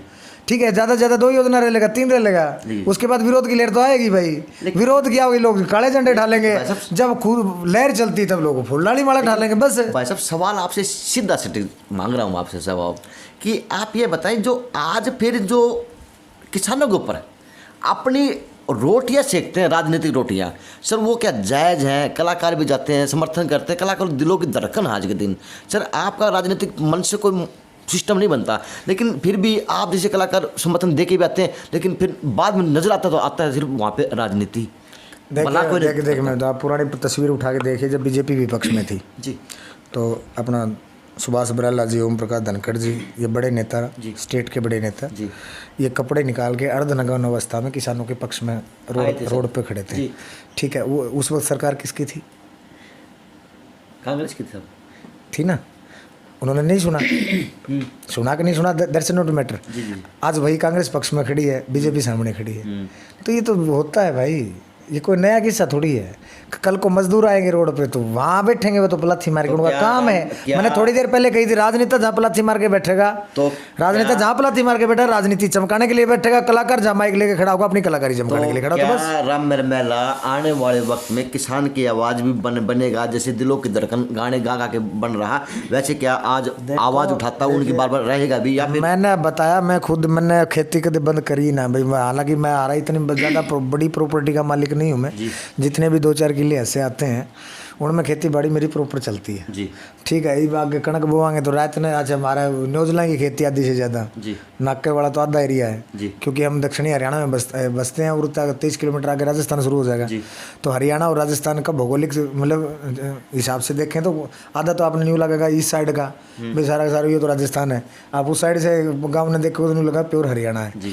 तो मेरे जो खेत पड़ते हो तो न्यूजीलैंड की खेती है। आप आना दिसंबर में एक बार, मैं आपसे लाइन बदलवाऊंगा, फिर मेरा लगा खेती ही होया करे। जिस रात में मतलब पैर बाहर नहीं निकलता शोर से, उस रात में गिल्ली सिरसम में गिल्ली कणक में लाइन पलटनी, ले जाके पाइप आगे डालना, नोजल सेट करना। अब एक रात आओगे तो पता लग जाए खेती की है। तो सर मुझे बुलाने बजाय उन नेता को बुला लीजिए। नहीं नेता खेती करा तो फिर राजनीति में के जरूरत थी उन्हें जान की, फिर लोगों को उनका व्यवसाय, वो उनका व्यवसाय है, हमारा व्यवसाय है। अच्छा जी। आप राजनीति का, आप बलराज कुंडू को लेके, बड़ौदा इलेक्शन लेके आप मेरे से सवाल पूछ रहे हो। एक सवाल मैं पूछता हूँ आपसे। नहीं सर, मैं आज सवाल तो एक सवाल मैं पूछता हूँ आपसे। जब से लॉकडाउन लग गया है जी, और लॉकडाउन के बाद जो एक कोरोना काल चल रहा है जी, ठीक है, तो एक तो लाइव स्टेज बंद हो गए सबके जी, क्योंकि सोशल डिस्टेंस करनी है, हमारा काम बेड इकट्ठी करने का, बेड अलाउ नहीं है। हालांकि आज आप एक आवाज़ नहीं उठाते। जब बिहार में रैलियां ओपन तौर पे हो रही है तो फिर राम में कलाकार ओपन क्यों नहीं होते भाई जी? वहाँ कोरोना नहीं फैलता जी? हाँ बताइए, नहीं फैलता? फैलता साहब। जब एक राजनेता की रैली हो, आप ओपनली तौर पे हो रही है, तो कलाकारों के बिल्ला खोल देना चाहिए। साल भर हो गया ना जी इस सपेटे में आए हुए। चल ठीक है, राममेर का कुल मिला के लोगों को प्यार प्रेम की वजह से बजट ठीक ठाक होता था हमारा स्टेज के ऊपर। हमारे साथ जो बच्चे, एक कलाकार स्टेज पे खड़ा होता है ना जी, उसके पीछे 2 या 3 तो कोर्स वाले बच्चे होंगे जी, कम से कम 5-6 साजिंदे होते हैं जी। उसके बाद साउंड सर्विस वाले होंगे, साउंड ऑपरेटर अलग से होगा, उनके हेल्पर अलग से होंगे, दरबार वाला अलग होता है, झांकी वाले अलग होते हैं, मंच वाला अलग होता है। एक कलाकार जब माइक लेके मंच पे खड़ा होता है तो 15 परिवारों को पेट पालता है वो। आप ये नहीं कि राममेर ने लाख रुपये दे दी, वो राममेर के सारे, वो 15 परिवारों में डिवाइड होते हैं। वो 15 के 15 परिवार, 15 मेरे से जुड़े, 15 राजू पंजाबी के साथ भी जुड़े हैं भाई, 15 वीर साहब के साथ भी जुड़े हैं, 15 बिंदर के साथ भी जुड़े हैं, 15 अजय के साथ भी जुड़े हैं, 15 दिलेर के साथ भी जुड़े हैं। एक भी सरकारी या गैर सरकारी संस्था ने या फिर आप जैसे किसी पत्रकार ने इस मुद्दे को उठाया है? हम इंसान नहीं है जी। एक ढोलक बजाने वाला आज मजदूरी कर, एक बार जिसको मंच की ललक लग जाती है, बेशक वो ढोलक प्ले करता है, पैड प्ले करता है, बेंजो प्ले करता है, उससे फिर दाढ़ी बाड़ी होनी बड़ी मुश्किल काम होता है भाई। मंच का नशा ही ऐसा होता है। पत्रकार ने हर, मेरे हिसाब से हर आवाज़ उठाई जो लॉकडाउन के अंदर उठानी चाहिए थी। मेरे विचार से तो उठा ही नहीं है, लेकिन बताओ कोई इनसे उठ रही है? लेकिन साहब आपके किसी भी सरकारी संस्था ने, गैर सरकारी संस्था ने, किसी भी सामाजिक वर्कर ने ये पूछा है कि आपके, चल ठीक है राममेर ने तो मेंटेन कर लिया जी, लेकिन मेरे साथ जो बच्चे थे वो सब इस लेवल पे नहीं थे कि वो मेंटेन कर पाते बेचारे। आज वो कोई रेडी लगा रहा है, आज कोई भट्ठे पे काम कर रहा है, आज कोई मतलब और दूसरी मजदूरी कर रहा है, कोई चिनाई पे जा रहा है। क्यों? आप किसानों के मुद्दे उठते हैं, मजदूरों के मुद्दे उठते हैं, व्यापारियों के मुद्दे उठते हैं। एक पत्रकार के साथ गलत हो जाए, सारे पत्रकार तो हम भेड़े हो जाओगे, नहीं हो जाते ठीक है। एक कलाकार के साथ गलत हुआ तो हम डोली डूम नाचन गाना ले होगे। एक कलाकार के आप कमेंट पढ़ना ना वीर साहब के नीचे, अच्छा जी, सपना मैडम के नीचे कमेंट पढ़ना, आप वीर साहब के कमेंट पढ़ना, हम डोली डूम नाचने वाले होगे। और वैसे आएंगे भाई साहब आप तो हरियाणा के आन बान शान हो जी, प्रोग्राम करना है। आन बान शान क्यों? क्योंकि 5-10 रुपये बढ़ाई करेंगे तो मना कम करने पड़ जाएंगे, इसलिए सीधा आगे नहीं कहता हम तो डोली डूम थाना नाचने गणे के पचोड़ा, तो मैं उड़ा 5 लाख रुपये दी ना जाऊँ। लेकिन आज तक राममेर को कोई ऐसा शब्द कहने वाला मिला नहीं? वो भी तो मेरा परिवार है ना, जो कंट्रोवर्सी करेंगे वो सुनने लायक नहीं। कम से कम आप मामले की तय तक जाओ, उसके बाद आपने बोलना चाहिए। अब सीधा ही बोल देता हूँ। एक बंदा और आ रहा है नया, वो बोरी सी गाल के बोल रहा है जी, नाम तो उसका क्या है दूसरा का। अब वो क्या है, अब किसानों के पक्ष में चले गए जी तो दिक्कत है जी, कि अपनी पब्लिसिटी के लिए आए हैं जी। शुरू में कलाकार जब गए थे जी, तो उनके जो सोशल मीडिया पे जो बात फैली वो ये थी कि कलाकार अपनी पब्लिसिटी खातर किसान आंदोलन मानना, किसान खेती तक मतलब है। जबकि 90% 95% का आर्टिस्ट किसान के परिवार से, मजदूर के परिवार से उठ के आए हैं। हमने जब मिट्टी में गोडे के गोडे हमारे सारे आगे, हर बंदा मतलब सर्विसमैन नहीं है ना जी। सारे के सारे 90-95 किसान के घर से, मजदूर के घर से, और मारना खेती का कौन बेरा। जी। अब शुरू में तो 2-4 कलाकार जा बैठे, तो दिक्कत ये थी कि ये पब्लिक सिटी खतरा है। जब नहीं गए तो दिक्कत ये कि आप घर क्यों बैठ गए। अब दोबारा फिर आते हैं, बोले फिर अब किसी का कलाकार क्या होता है मैं बताऊँ आपने, हमारा सपोर्ट किस पे होगा, पब्लिक पे। आपने किसानों का सपोर्ट करना है, आपके पास एक अपना यूट्यूब चैनल है, आपके पास हाथ में माइक है, आप राजनेताओं से, कलाकारों से, किसी भी गैर सरकारी सरकारी संस्थाओं से, सरकारी मिनिस्ट्रियों से आप किसानों के बारे में सवाल जवाब करके उनकी बात, उनका मुद्दा उठाएंगे या पलाथी मार के वहाँ बैठेंगे। आप बताइए। मुद्दा उठाएंगे सर, मुद्दा उठाएंगे तो किसान का सपोर्ट होगा ना। आपका काम यही है, हमारा काम क्या है, मैं किसान का दर्द लिखूँ, राजू भाई उसको गाएं और पब्लिक उसको सुने सपोर्ट में। लेकिन अजय हुड्डा को पब्लिक पूरा सपोर्ट किया। हाँ, तो जिसने सपोर्ट करा वो देखे आपने, जो नेगेटिविटी आज बोल रहे हैं, अब हर बंदा तो पॉजिटिव नहीं होता ना। सोशल मीडिया का जमाना है, आप कलाकार हैं, आपकी चाहे फेसबुक में लाइव आओ, चाहे आप यूट्यूब पे लाइव आओ, चाहे इंस्टाग्राम में लाइव आओ, तो आपको लाखों लोग फॉलो करते हैं, हज़ारों लोग फॉलो करते हैं। तो साहब आपने भी तो कंट्रोवर्सी सिवाय कुछ मामला उठाया है नहीं, कलाकारों ने भी, चाहे कौन सा मामला उठा लीजिए आप पीछे तक लेके अभी तक। एक बात बताइए, कंट्रोवर्सी ज़्यादा रही बस आप आपके कलाकारों के रूप में, आपने कभी मुद्दा उठाया? मैंने थोड़ी देर पहले आपसे एक सवाल पूछा था कि, और आपके सवाल का, इस सवाल का मैं जवाब दे चुका हूँ। मेरा नेटवर्क में कंट्रोवर्सी कभी नहीं हुई है। नहीं, आपने कहा पहली बात, आप पत्रकारों ने क्या हमारे लोगों के लिए आवाज़ उठाई के बताओ। नहीं साहब, तो हम तो आवाज़ तब उठाए सब जब आप लोगों ने अपनी आवाज़ खुद नहीं उठाई। आप तो कलाकार, आप जो कलाकार अब जाके आप, मैं एक बात बताइए आप, मैं बताऊँ, एक तो दिमाग में से नेगेटिविटी निकाल दो आप जी। कि हम कंट्रोवर्सी पे विश्वास करते हैं, हम 1% भी कंट्रोवर्सी में बिलीव नहीं करते। कंट्रोवर्सी हो जाती है ज़बरदस्ती, और हो जाए सिर पर पड़ जाएगी, आपको पड़ जाएगी तो आपने भुगतनी पड़ेगी, मारे पड़ेगी तो माने ही भुगतनी पड़ेगी। पत्रकार का क्या दोष इसमें, पत्रकार ने क्या आवाज़ नहीं उठाई? किसी भी पत्रकार ने किसी भी सरकारी या गैर सरकारी संस्था के सामने ये जाके सवाल पूछा कि हजारों लाखों कलाकार घर बैठे हैं, उनका परिवार कैसे पढ़ रहा है, आप जाके उन्हें पूछते क्यों नहीं? आपने पूछा किसी से ये सवाल? आपसे पूछने आया तो हूँ। अब तो मेरा दर्द मेरे से पूछा क्या फायदा है भाई? तो आप उनसे जाके क्यों नहीं पूछते जो ऊपर बैठे हैं? आपका दर्द तो आप ही बताएंगे ना सर, वो मंत्री कैसे बता पाएगा आपका दर्द? जब ब्राह्मण मेला, एक बात जो कलाकार थे, देखो हर कलाकार का रेट 1 लाख, 1.5 लाख, 2 लाख रुपए, 5 लाख रुपए नहीं होता जी। ठीक है, कलाकार, मैं भी घड़िया बहुत बजाया करता, मैं तो अपने मैं मटका बजा देना, हमारा काम, मैं एक छोटी सी पार्टी बना रखी थी हमने, तो वो शौक के तौर पे कराया करते, हम पैसे के लिए नहीं करते थे उसमें। हाँ, सवेरे जितना दे दिया उतना ले भी लेते थे, उसमें कोई दुराई नहीं। अब कलाकार घरेलू आपने सवामणी लानी है, अगर छोटा सा प्रोग्राम करोगे तो आपको 10-15 हज़ार रुपये की पार्टी मिल जाएगी। 10-15 में वो 3-4 साजिंदे भी आ जाएंगे, 2 आर्टिस्ट गाने वाले भी आ जाएंगे, छोटा दरबार भी लगा देंगे, और आपके घर जगराता भी हो जाएगा। वो वहाँ से स्टार्ट होता है और वो एक लेवल तक जाता है। और मैंने बताया हर कलाकार के पीछे कम से कम 10-15 परिवार, एक परिवार के, हाँ पड़ता है ना। तो ये मुद्दा, जैसे मैंने आपके अलावा दूसरे पत्रकारों को भी एक बात कही थी कि इस लॉकडाउन में, इस कोरोना काल के अंदर आप थोड़ी सी बात हमारी भी तो ऊपर तक पहुंचाइए ना। ये आपने एक भी आर्टिस्ट ने, एक भी पत्रकार ने जाके पूछा हो, एक भी, आप कहते हो किसानों के समर्थन में नहीं आए जी। अब कल वकील हड़ताल पर बैठ जाएंगे जी, फिर लोग कहेंगे कलाकार क्यों नहीं आए। परसों रोडवेज वाले बैठ जाएंगे, फिर कहेंगे कलाकार क्यों नहीं आए। ठीक है, अगले दिन फिर सफाई कर्मचारी वाले बैठ जाएंगे, फिर पूछेंगे कलाकार क्यों नहीं है। हम अपना सपोर्ट अपनी कलम से और अपनी वोकल से दे, जैसे आप अपने माइक से देते हो जी, और अपने तीखी वालों से देते हो जी, देते हो जी। ऐसे रामन मेला अपनी कलम से, और राजू भाई अपने वोकल, जो सिंगर अच्छा वो आवाज़ से सपोर्ट करने के लिए तैयार है। जैसे अजय भाई का गाना आया, वो सपोर्ट ही तो था कि किसान का दर्द समझो। और उस दिन भी मैम 24 के सूत्र में मैंने एक ही बात कहूँ था कि जमींदार आदमी, आप प्योर किसान के बारे में एक रियल बताऊँ आपने, 90% किसानों की क्या हालत है। जब उसके 5-7 किले हैं, एक तो ज़मीन कम रह रही है, अगर उसके 2-4-5 किले हैं, उनमें खेती बाड़ी कर रहा हूँ, छोटा सा ब्याह कर दिया, जो कर मेरा कराया था, 19.5 साल का था मैं, मेरे ब्याह, मेरी माँ ने बताया भी था तेरे को, उसका ब्याह कर देंगे, बालक छोटे छोटे जब उसने न्यारा कर देंगे, छोटा सा कमरा देके। पहले वो 5-10 साल खूब दिन रात मियाँ बीवी ला के कमाएंगे, बच्चा ने स्कूल करने कर देंगे।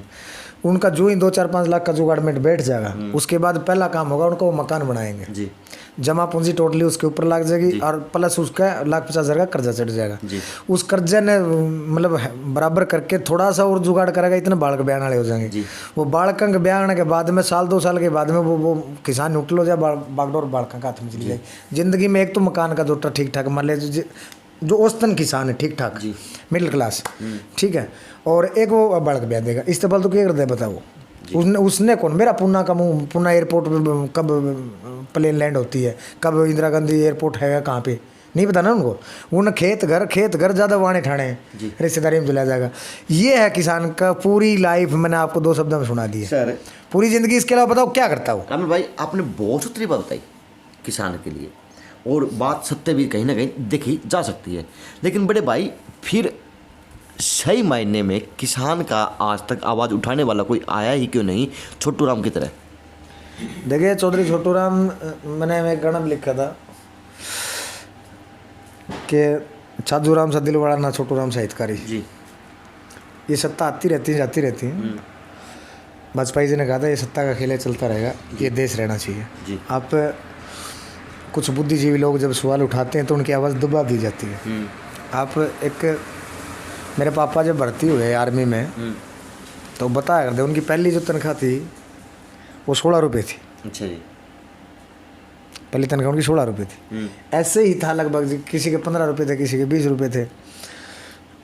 रेलवे के क्लर्क थे धर्मेंद्र जी, उनकी 120 या 25 रुपये तनख्वाह थी। ऐसा मैंने उनका इंटरव्यू में पढ़ा। अब जिस हिसाब से सरकारी जो जॉब पे है, सॉरी माफ़ी चाहता हूँ, मैं उनकी खिलाफत नहीं करा, मैं सिर्फ एक उदाहरण बता रहा हूँ, इसको नेगेटिव ना लें आप।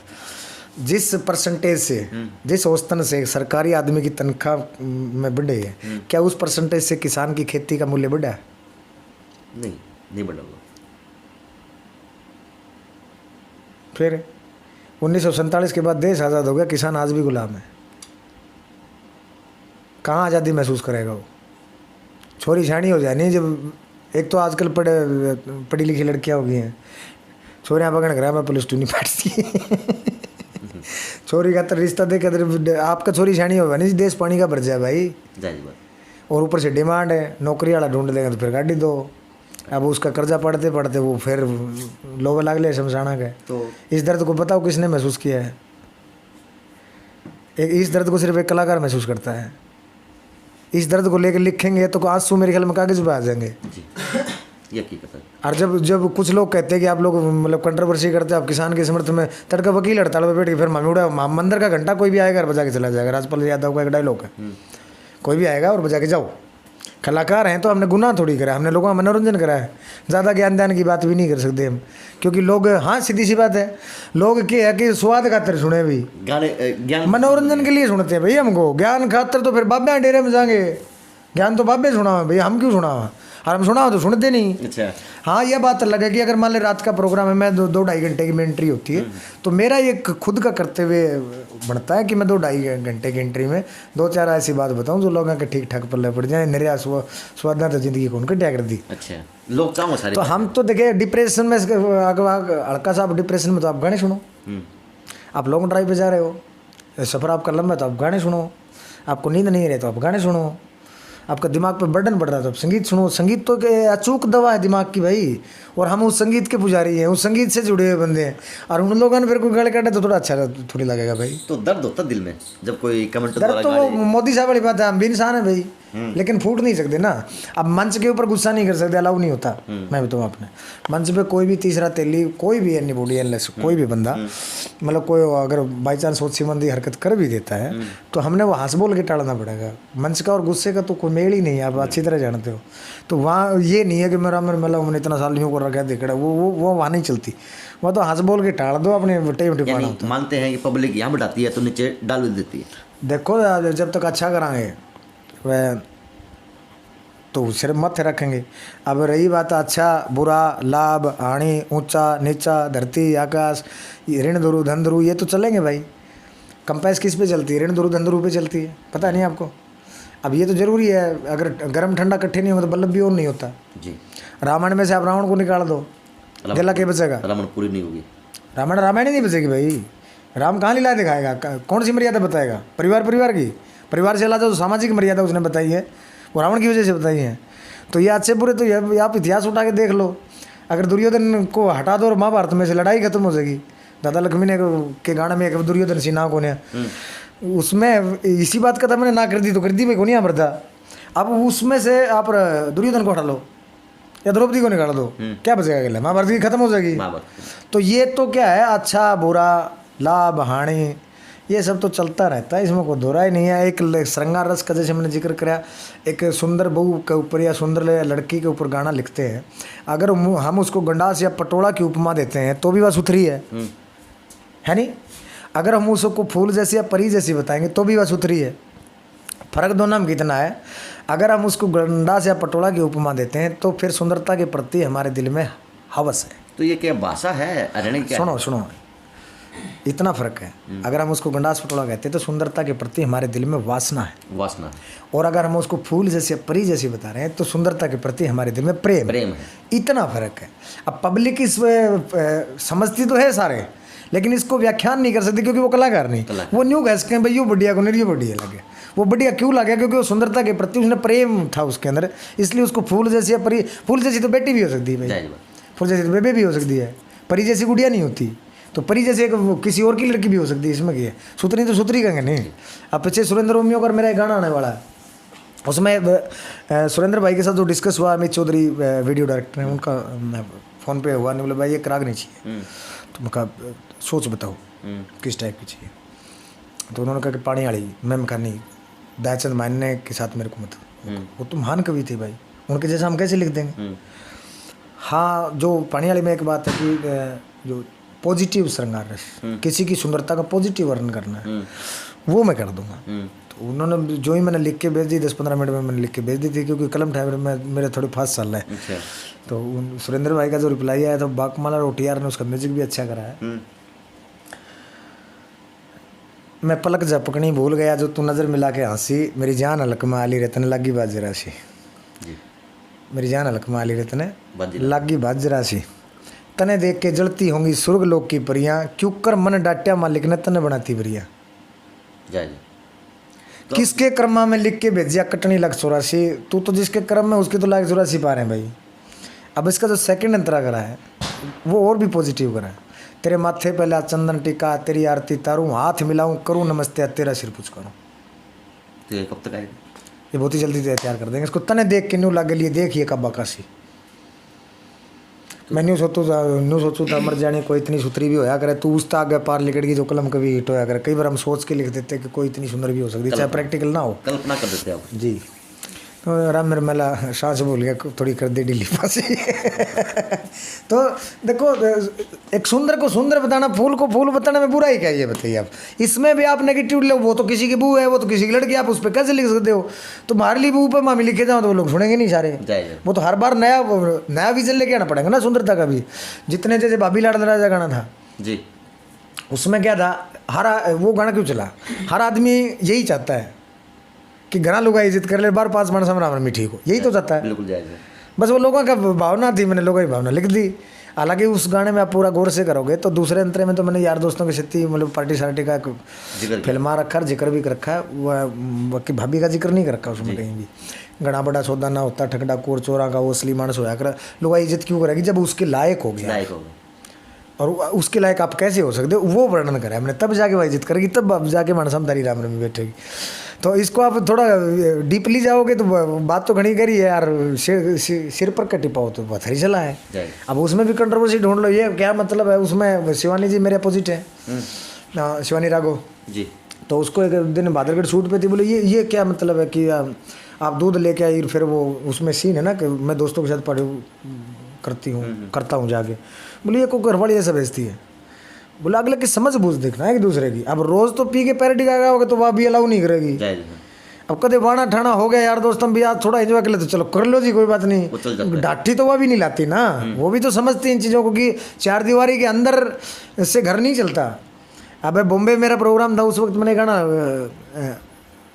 सपना मैडम गा रही थी, मैं नीचे बैठा था ग्रीन रूम में बराबर, तो मैंने वहाँ बैठे बैठे लिखा था, आदमी घर क्यों छोड़ता है? के लिए एक बंदा यहाँ से बम्बई गया है, ऑस्ट्रेलिया गया, जापान गया, जम्मू गया, जहाँ भी गया, घर से बाहर गया, बॉर्डर पे आज बैठे हैं। आदमी घर छोड़ता घर बसाने के लिए, घर बसाने का तो घर छोड़ना पड़ेगा जी।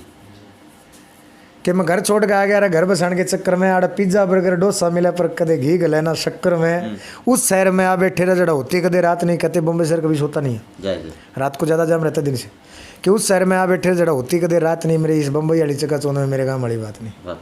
तो लोगों ने बहुत उसको सराहा भी था और बहुत मान सम्मान भी दिया था, क्योंकि बात सच्ची है।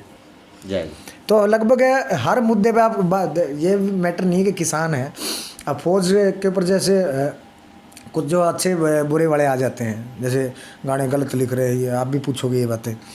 आप एक बात बताइए, जो हमने अच्छा करा उसका कोई इनाम देके गया मैंने? देखिए खन्ना की बनना गलत है बस। आप एक बात बताइए, वो तो गलत है, मैं तो गलत न गलत कह दूंगा। आप एक बात बताइए, जो हमने अच्छा करा उसका इनाम देना है कोई? भाई तूने बहुत अच्छा करा, ये पकड़। सर इनाम आप किस तरह का इनाम मानते हैं? आज लोग शाबाशी भी देना है कोई? सर शाबाशी 6 महीने में 70,000 व्यू, अगर उसी में मैं कच्चे बनियान में थोड़ी नचा देता, थोड़ा आइटम सॉन्ग कर देता, तो आज वो 7 मिलियन पे होता।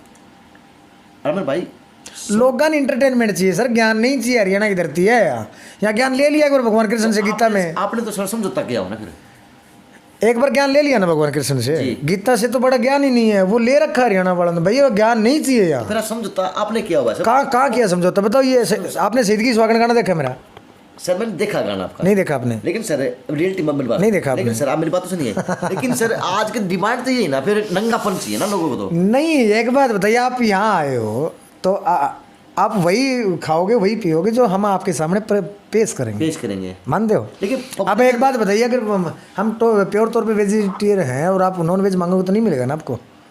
अब पब्लिक क्या सुनती है? घर से बना के सुनती है, जो हम बनाते हैं वही तो सुनती है ना।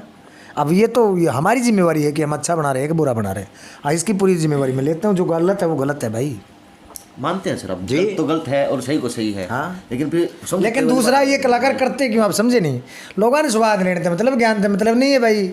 ज्ञान से मतलब होता, देखो मैंने बहुत एक शहीद की प्रतिमा का अनावरण के ऊपर, जहाँ सेना के रिटायर्ड अफसर आए थे, ऑन ड्यूटी अफसर आए हुए थे, जैन सेना आई हुई थी, और कुछ अपने विधायक जी आए हुए थे, और MP साहब सांसद भी आए हुए थे। उन सब के सामने मैंने एक मुद्दा उठाया था कि शहीद के आगे अमर रहे, नारा लगता ना, फलाना शहीद अमर रहे, फलाना शहीद अमर रहे। जब उसकी बीवी का जिक्र आता तो वो विधवा जी।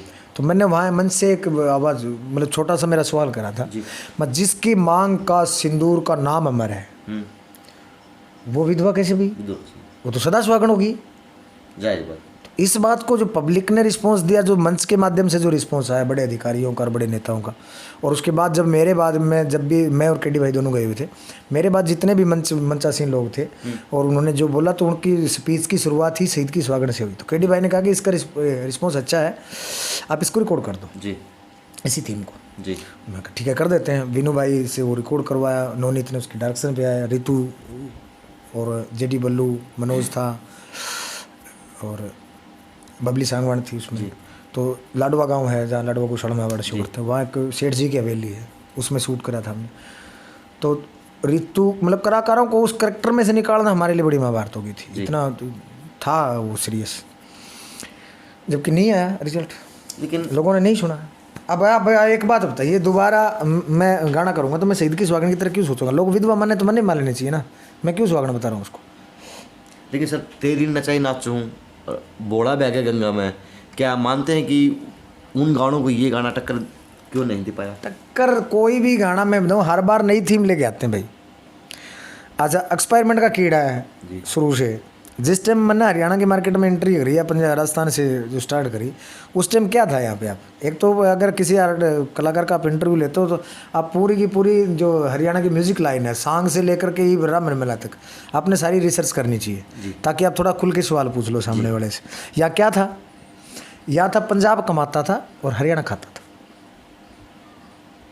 पंजाब कमाता था मतलब एक तर्ज, एक कंपोज करना, उसको रिदम देना, उसके ऊपर वो रिकॉर्ड करके गाने डालते थे, उसी गाने का सेम कंपोज करना, सेम रिदम करके उसके भी लिरिक्स नया डाल के सिंगर नया दे दिया। तर्जें सारी की सारी पंजाब से उठ के आती थी। पानी वाले पानी पे रिमिक्स था दिल्ली गेड़ा पे, याद है जी? गाडे वाली जो कैसेट थी हमारी, उसमें लांडी कुर्ती प्राइवेट था जी, बाकी साथ के साथ गाने पंजाबी ट्रकों पे थे जी। उस वक्त मैं पंजाब में रहता था जिस टाइम वो गाना रिकॉर्ड करा। तो मैं पंजाब के लोगों को सिवाय लांडी कुर्ती के मैं यूँ बताने के वो मतलब बताने जोगा भी नहीं था कि हमने कैसेट करा किया ये गाने मैंने लिखे, क्योंकि एक तरह से चोरी थी वो, तरस तो वहाँ से उठा के लाए ना। तो एक्सपेरिमेंट का कीड़ा था वो। बाद में जब हरियाणा में एंट्री करी, लाल लाल कुर्ती में गोरा सवदन प्राइवेट था, तेरी कोठी बनवा दो चंडीगढ़ शहर में चोरी प्राइवेट था, वो पूरी की पूरी एल्बम हमने प्राइवेट की।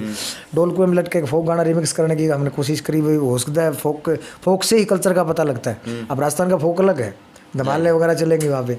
अब पंजाब में गीदा वगैरह बोलियाँ वगैरह चलेंगी। अपने अपना फोक अलग है। और हकीकत में तो आपको आपको छोड़िए घड़घड़ा कलाकार नहीं कौन मेरा हरियाणा का फोक की है। वो है क्या? बहुत सी चीज़ें हैं। अच्छा उनकी हमने कलेक्शन की। लेकिन और तो फोक वैसे रियलिटी में आज देखा जाए तो सांग था या फिर जो आज की तरह देखो सांग था ना। जब सांग के मैंने एक सरकारी किताब में पढ़ा था कि सांग के जन्मदाता जो पंडित दीपचंद शर्मा को माना जाता है जी, उन्होंने जो बेड़ा बनाया था सांग का जी, उसमें क्या था। एक तो आपने अगर सांग के बारे में आपको पता है तो वो एक कॉन्सेप्ट स्टोरी लेके चलनी पड़ती थी। जैसे हरिश्चंद्र का, हरिश्चंद्र की, जैसे पूर्ण भगत की ले ली जी, लीलो चमन की ले ली, कोई भी सांग लंबा होता था। खांडेरावपुरी की ले ली, जी। विक्रमादित्य की ले ली, राजा भोज की ले ली, जी, जैसे हरिश्चंद्र की ले ली। तो उसमें क्या है, एक तो पूरी स्टोरी पे चलेगा, जी, स्टोरी कंप्लीट चाहिए।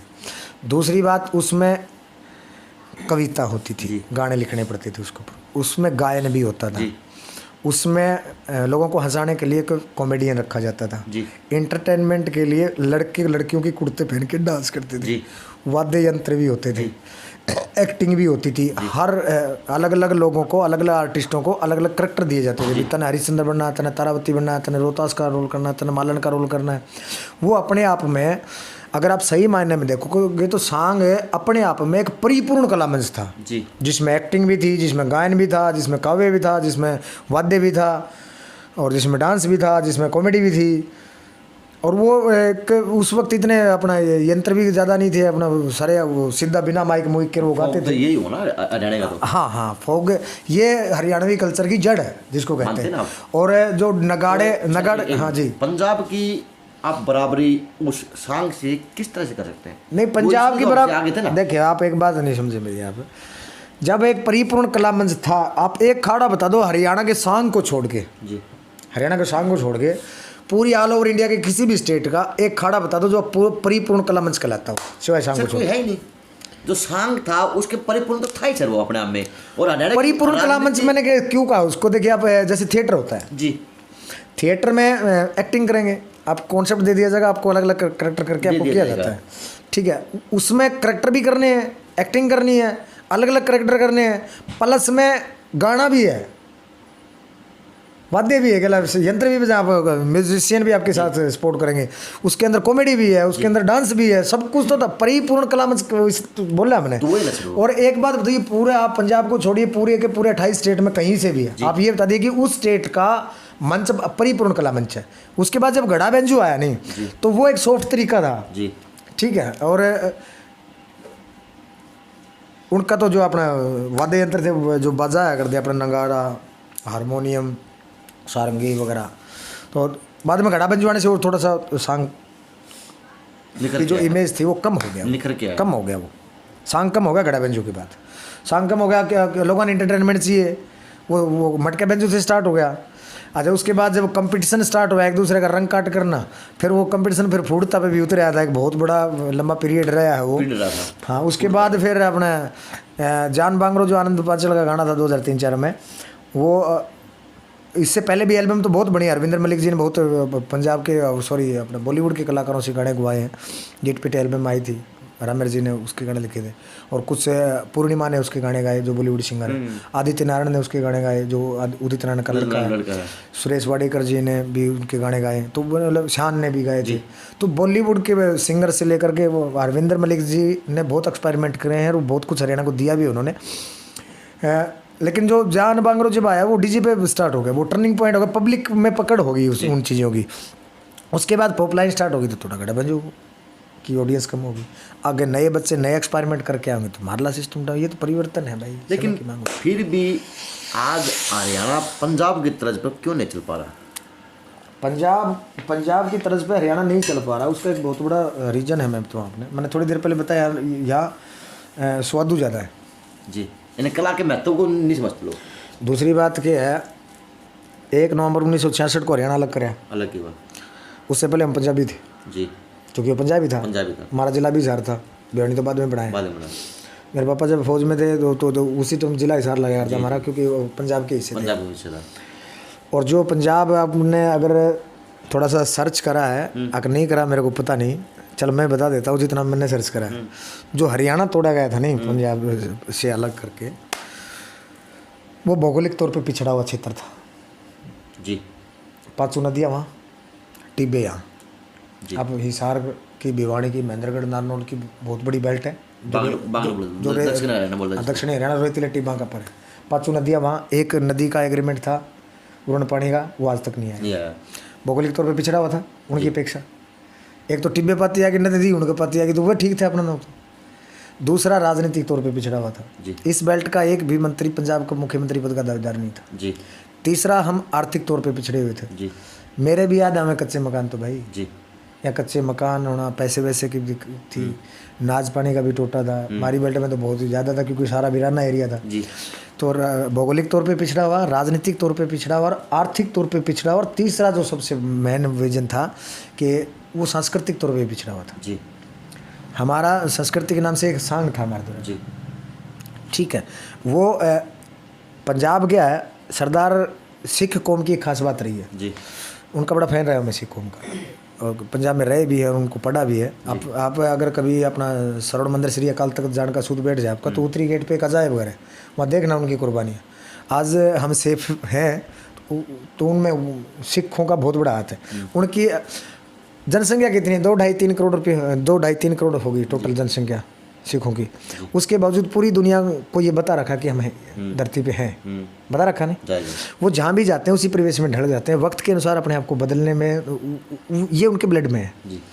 तीसरा क्या है, वहाँ अगर एक कलाकार का कोई भी गाना हिट हो गया, वो उसको इतना प्यार प्रेम और इतना मान सम्मान कर देंगे उसका कि पूरी ज़िंदगी उसने अपना बर्डन नहीं रहेगा।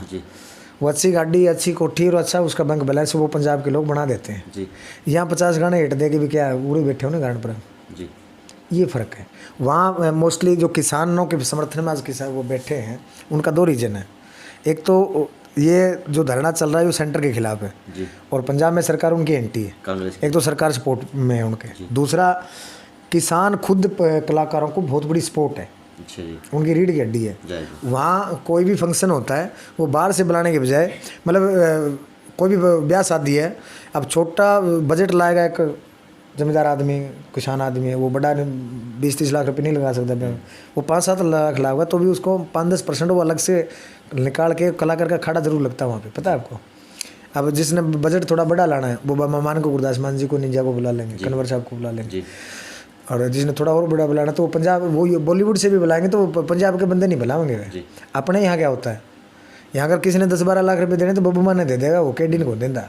दिक्कत यह है, मानते हैं, मानता हूँ, मानता क्या, भुगत भोगी, मानना क्या है, भुगत भोगी है।